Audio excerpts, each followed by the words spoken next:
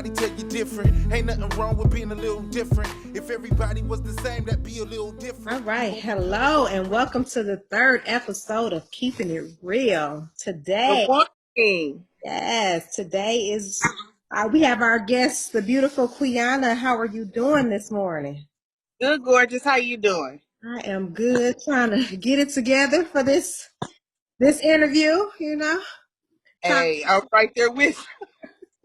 Anyway, Quiana, first of all, I just want to say thank you for being willing to be open and transparent because a lot of people struggle with that. So thank you so much.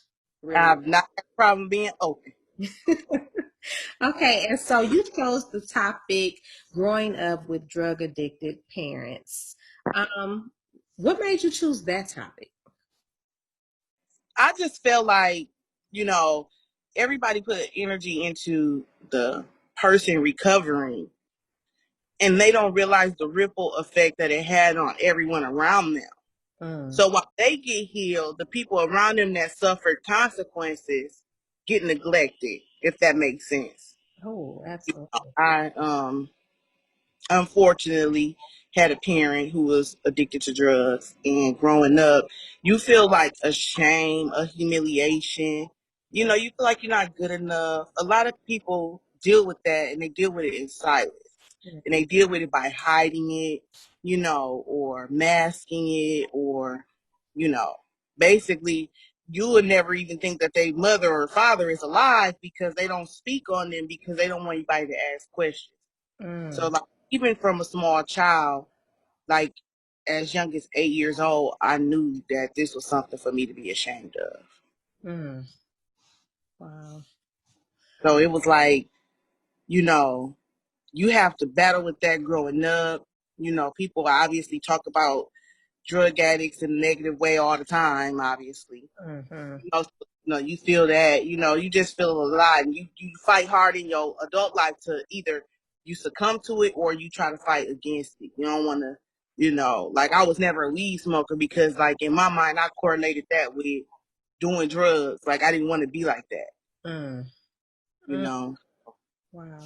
Now, you know what? It's interesting that you say that because, like, for me, even though I didn't, I had a parent that was on drugs, but he was the absent parent. And for a long time, for me, I couldn't accept the fact that, my father was out on drugs.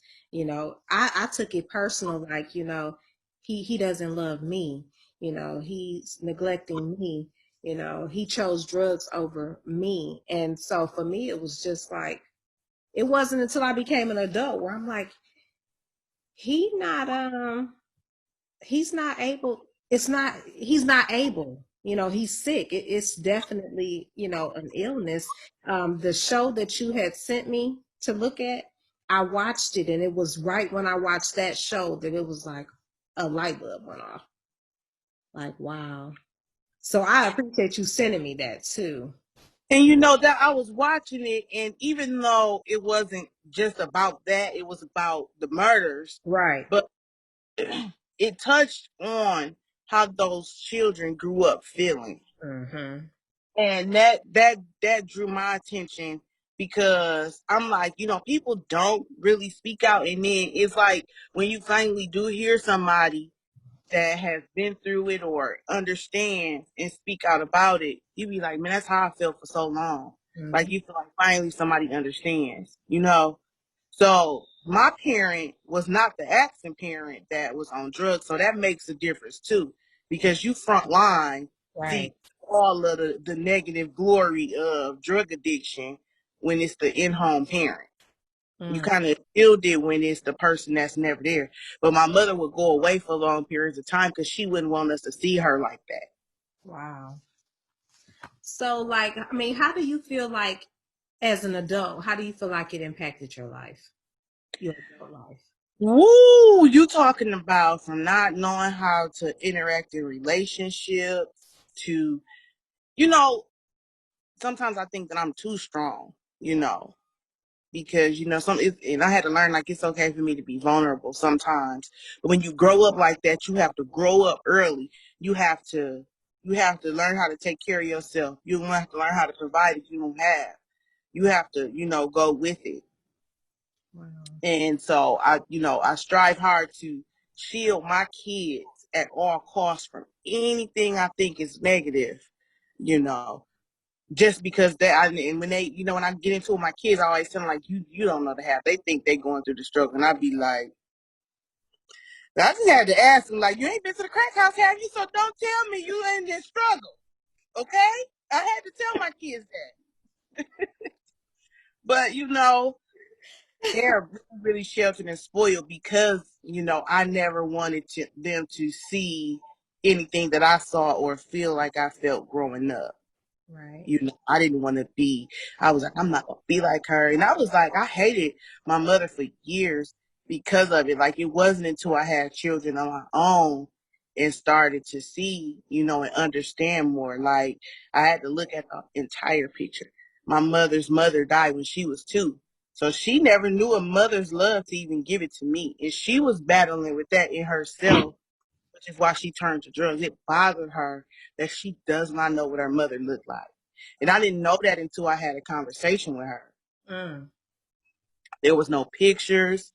She was 2 years old. She don't remember her. Mm. So I'm like, she treat me like a sister because her sisters raised her. So, I had to look at the whole picture, and that was helped me be able to forgive. Mm. I'm not gonna forget, but I forgive her wholeheartedly, and I understand that being a mother is really, really hard. No matter what you do, you can go above and beyond, and it's not good enough. But oh my goodness. Okay, my bad. His phone is going out. Sorry, y'all. You are fine. You are fine. So, okay. Um, I like how you said that, you know, it was easier for you to understand once you had a conversation with your mom. And that's really what, I say a lot. Well, that's my advice to people just in general. Like my kids won't understand why I am the way I am unless I am open and honest with them. So, I had to tell my children, like for instance, my daughters, why I've never allowed them to the night outside of the home. And I never allowed them to stay outside of the home because, things can happen to them and I can't protect them. But prior to me explaining that to them, they just felt like I was being mean. Like she won't let us go anywhere. She's strict. Jimmy's mom said we can go, or Jimmy's mom, and it's like, hey, I am not Jimmy's mom. Like, we are not the same. I done been through some things. And because I've been through some things, I'm very protective over my children. Very. Right. And it does. And it can go the opposite way as well. I've known people who went through things as children. They're really, really lax. They don't, they just like, well, no matter what, I can't stop it from happening if it's gonna happen. Some people really think like that because everything is two-sided. It has a good side and it has a bad side. Yeah. So we chose to display and show our kids everything positive. Everything is hunky dory. Don't worry about that. You don't have to live at a poverty level. We chose that life for our kids, but some people succumb to it and fall in that way. And that's how the cycle continues, unfortunately, until somebody prays enough and relies on God enough to break that cycle, to break those generational curses. It takes that in a family to break that. I believe somebody was praying over me. So, I mean, it's real difficult because I've always been a firm believer. I talk to my kids, and my ex-husband used to tell me, like, you talk to them too much about stuff that they don't need to know. And, they kids. But just because they kids don't mean they don't understand what I'm talking about. Like, I've been a firm believer that the Black community in general, Mm. we have all these secrets and hide things from people, like, oh, don't tell my business. The people don't need to be in my business. What's going in my house, stay in my house. Let me I told my kids, if whatever's going on here is hurting you, hindering you, bothering you, physically, mentally, emotionally damaging to you, you tell somebody. I don't care if it's against me, daddy, granny. Tell somebody, get help. I don't want y'all to sit here for 30 years holding this inside or, you know, just lashing out, and people just thinking you're a horrible person when really you just hurting inside Mm. because of whatever you feel like you went through. You Ooh. know, when it could be tell somebody. The Black community is so secretive. So I've always been, hey, you can't go down there because I don't know who's down there. I don't know if it's pedophiles down there. I talk to my kids like that. Like, Mm. I don't know if they doing drugs down there. I don't know. So no, you can't go down there. You know, they can come over here and they mama welcome to come see how we live. You Right. know, so, you know, I've always explained it to them. And in return, though, my kids, they don't like to leave home because of, they're like, we don't know what's going on over there.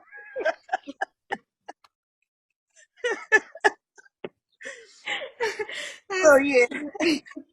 that is so good. Now I have a question for you because you touched on how you talk to you communicate with your kids because they are old enough to understand.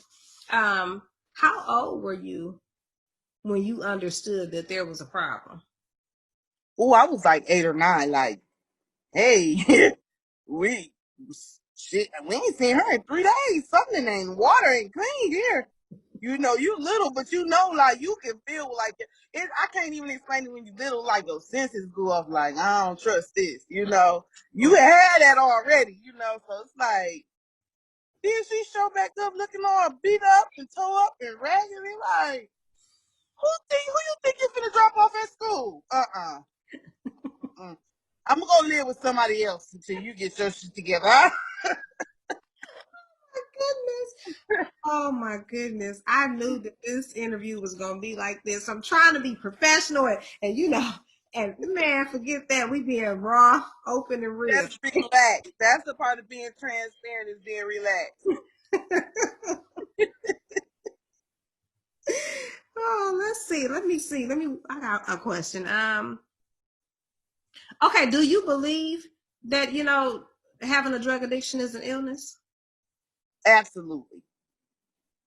Okay. Absolutely. From working in the profession that I work in, from dealing with it, you know, on a personal level, you know, because though I don't smoke weed or drink, when I had surgery, I was taking opioids, you know what I'm saying? And for the foot pain.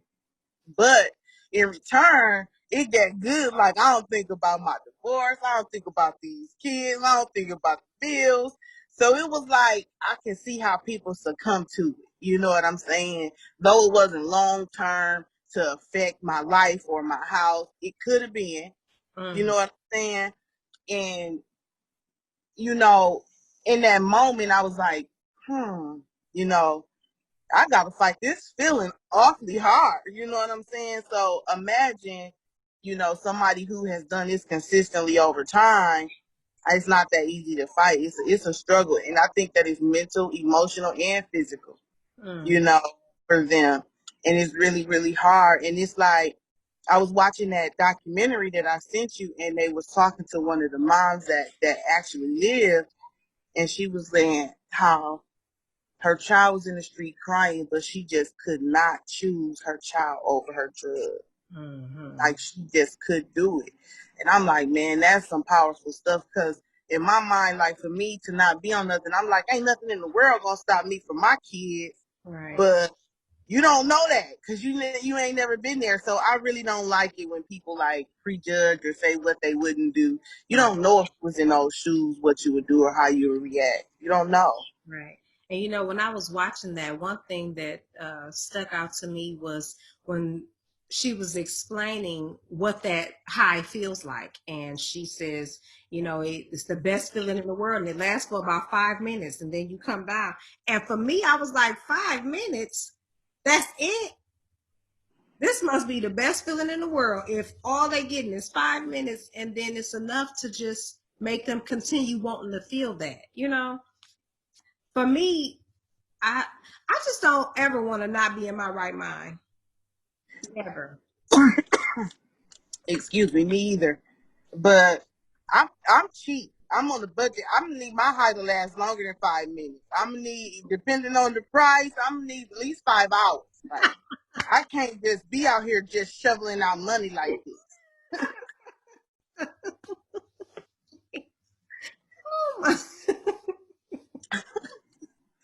I'm like, I don't want none of that. Mm-mm.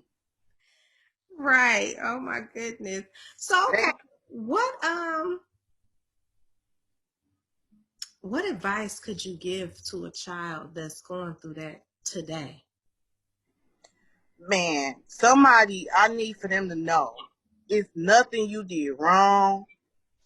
You can still succeed and be whatever you want to be. Your parents' issues and sins are not yours.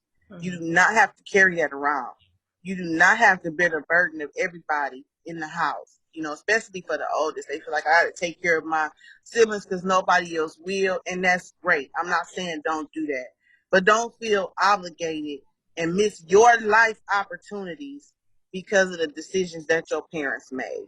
And don't use it as a crutch in life. Like, well, I didn't have a silver spoon in my mouth, so I can't do no better. Yes, you can. You can do better. You can live good. You don't have to live in poverty. You don't have to fall into the ways of society. You don't have to be what they said you was gonna be. My family, because of the actions of my mother, my family used to say stuff like she don't do nothing but live and have a house full of kids and blah blah blah blah blah. She ain't gonna graduate. They said all this negative stuff, and I, as a child, I was told that. mm, So I'm like, oh, okay. But I've always been strong mentally. And so I'm gonna show you better than I can tell you. I went on to be a black scholar. I got a scholarship. I was married to my kid's dad, I just everything that they said that I wouldn't be, I became. And you know what? In the flip side, their children became what they thought that I was gonna be. What they feared for me became their reality. mm, You know what I'm saying?